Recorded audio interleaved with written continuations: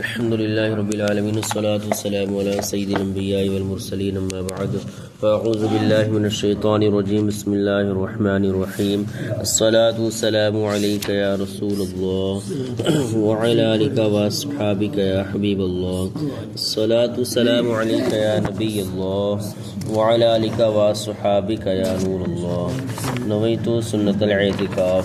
پیارے آقا صلی اللہ تعالی علیہ وآلہ وسلم نے ارشاد فرمایا، جو شخص مجھ پر ایک مرتبہ درود پاک پڑھتا ہے اللہ تبارک و تعالی اس کے لیے ایک قرات اجر لکھتا ہے اور ایک قرات وقت پہاڑ جتنا ہے۔ صلو علی الحبیب صلی اللہ تعالی علی محمد صلی اللہ علیہ وسلم۔ بسم اللہ الرحمن الرحیم۔ وما نرسل المرسلین الا مبشرین ومنذرین فمن آمن واصلح فلا خوف علیہم ولا هم يحزنون والذین كذبوا بآیاتنا یمسهم العذاب بما كانوا یفسقون۔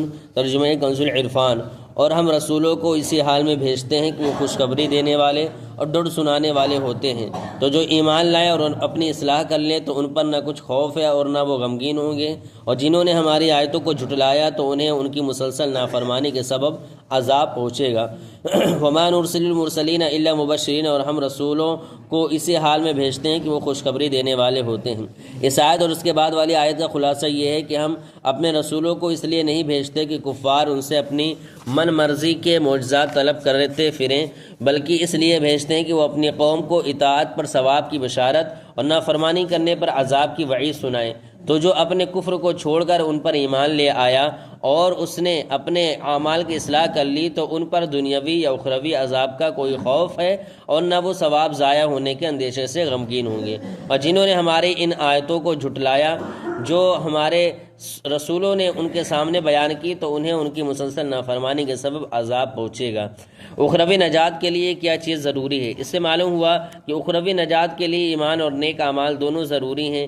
ایمان لانے کے بعد خود کو نیک اعمال سے بے نیاز سمجھنے والے اور ایمان قبول کیے بغیر اچھے اعمال کو اپنی نجات کے لیے کافی سمجھنے والے دونوں احمقوں کی دنیا کے باسی ہیں۔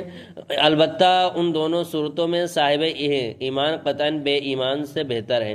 امام غزالی رحمۃ اللہ تعالی فرماتے ہیں، جب بندہ ایمان لاتا ہے اور اس کے بعد اچھے اعمال کرتا ہے اور برائیوں سے باز رہتا ہے، نیز امید اور خوف کے درمیان اس طرح متردد رہتا ہے کہ اسے عمل قبول ہونے کا ڈر ہوتا ہے اور وہ اس بات سے ڈرتا ہے کہ وہ ہمیشہ نیک عمل نہ کر سکے اور اس کا خاتمہ اچھا نہ ہو، لیکن اس کے ساتھ ساتھ اللہ تعالیٰ سے اس بات کی امید بھی رکھتا ہے کہ وہ اسے مضبوط اور ثابت قول پر ثابت قدم رکھے گا، اس کے دین کو موت کی سختیوں سے بچائے گا، حتیٰ کہ وہ توحید پر دنیا سے رخصت ہو جائے گا، اور باقی کی زندگی اس کے دل کی خواہشات سے محفوظ رکھے گا تاکہ وہ گناہ کی طرف مائل نہ ہو۔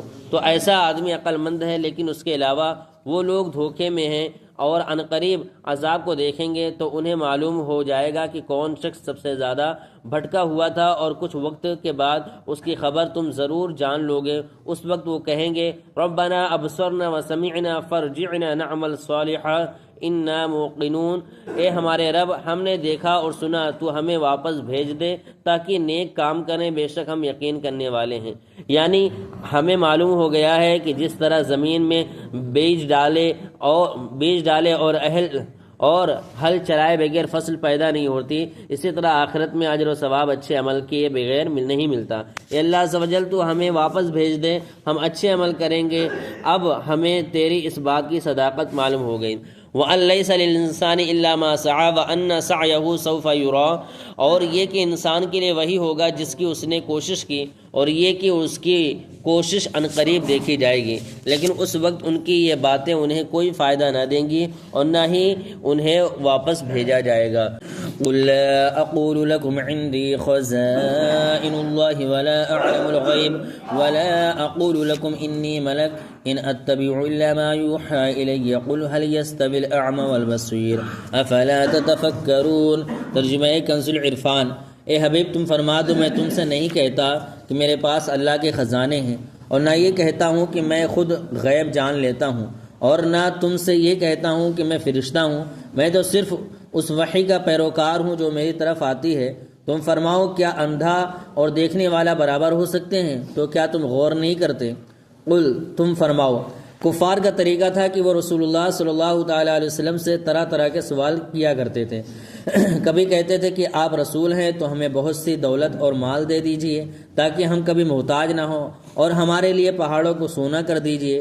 کبھی کہتے ہیں کہ گزشتہ اور آئندہ کی خبریں سنائیے اور ہمیں ہمارے مستقبل کی خبر دیجئے کہ کیا کیا پیش آئے گا، تاکہ ہم منافع حاصل کر لیں اور نقصان سے بچنے کے لیے پہلے سے انتظام کر لیں۔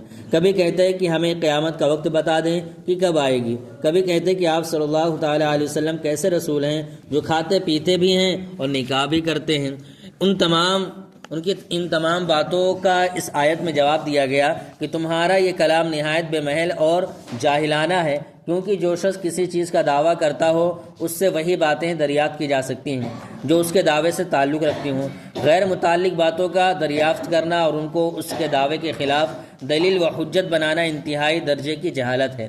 اس لیے ارشاد ہوا کہ آپ صلی اللہ تعالیٰ علیہ وسلم فرما دیجئے کہ میرا دعویٰ یہ تو نہیں کہ میرے پاس اللہ عز و جل کے خزانے ہیں جو تم مجھ سے مال و دولت کا سوال کرو، اور اگر میں تمہاری مرضی کے مطابق تمہارا دعویٰ پورا نہ کروں تو تم رسالت کے منکر ہو جاؤ، اور نہ میرا دعویٰ ذاتی غیب دانی کا ہے کہ اگر میں تمہیں گزشتہ یا آئندہ کی خبریں نہ بتاؤں تو میری نبوت ماننے میں بہانہ کر سکو۔ نیز نہ میں نے فرشتہ ہونے کا دعویٰ کیا ہے کہ کھانا پینا اور نکاح کرنا قابل اعتراض ہو، تو جن چیزوں کا دعویٰ ہی نہیں کیا ان کا سوال کرنا ہی بے موقع اور بے محل ہے، اور ایسے سوال کو پورا کرنا بھی مجھ پر لازم نہیں۔ میرا دعویٰ تو نبوت و رسالت کا ہے، اور جب اس پر زبردست دلیلیں اور قوی برہانیں قائم ہو چکیں تو غیر متعلق باتیں پیش کرنا کیا معنی رکھتا ہے؟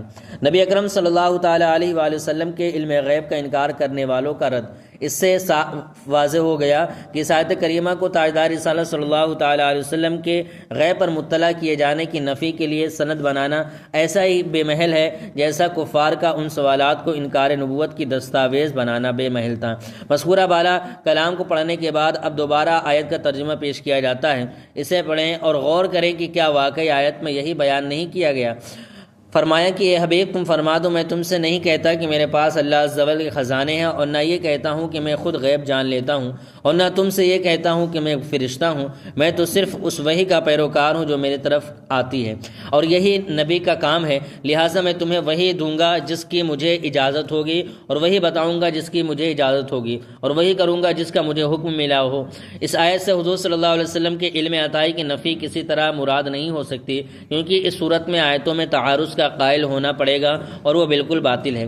علامہ نظام الدین حسن بن محمد نیشاپوری رحمۃ اللہ تعالی علیہ سے یہ آیت کی تفسیر میں فرماتے ہیں، ارشاد ہوا کہ یہ نبی فرما دو کہ میں تم سے نہیں کہتا کہ میرے پاس اللہ تعالی کے خزانے ہیں۔ یہاں یہ نہیں فرمایا کہ اللہ تعالیٰ کے خزانے میرے پاس نہیں، بلکہ یہ فرمایا کہ میں تم سے یہ نہیں کہتا کہ میرے پاس اللہ عز و جل کے خزانے ہیں، تاکہ معلوم ہو جائے کہ اللہ تعالیٰ کے خزانے حضور صلی اللہ علیہ وسلم کے پاس ہیں، مگر حضور صلی اللہ علیہ وسلم لوگوں سے ان کی سمجھ کے قابل باتیں فرماتے ہیں، اس لیے آپ صلی اللہ تعالیٰ علیہ وسلم نے ان سے فرمایا، اور وہ خزانے تمام اشیاء کی حقیقت و ماہیت کا علم ہے۔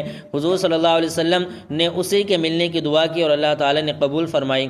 پھر فرمایا کہ میں نہیں جانتا، یعنی تم سے یہ نہیں کہتا کہ مجھے غیب کا علم ہے، ورنہ حضور صلی اللہ علیہ وسلم تو خود فرماتے ہیں کہ مجھے ما کان و ما یکون کا علم ملا، یعنی جو کچھ گزرا اور جو کچھ قیامت تک ہونے والا ہے سب کا علم مجھے عطا کیا گیا۔ اس آیت کے آخر میں فرمایا کہ کیا اندھا اور دیکھنے والا برابر ہے؟ اس سے مراد یہ ہے کہ کیا مومن اور کافر اور عالم اور جاہل برابر ہے؟ یعنی ہرگز برابر نہیں۔ صلو علی الحبیب صلی اللہ تعالی علی محمد صلی اللہ علیہ وسلم۔